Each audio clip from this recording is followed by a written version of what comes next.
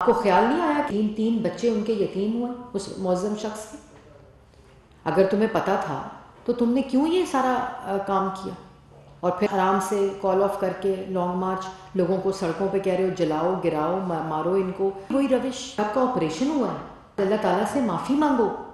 پھر وہی جھوٹ، وہی الزام تراشی، وہی بہتان بازی، وہی گفتگو، وہی تقسیم، وہی نفرت، وہی انتشار، وہی فساد. یہ کیا ہے؟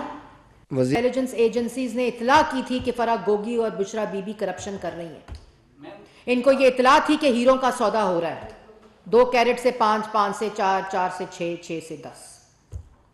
ان کو یہ اطلاع تھی کہ توشہ خانہ کی ڈکیتیاں ہو گئی ہیں، گھڑیاں بیچی جا رہی ہیں. انہوں نے خود بیچیں.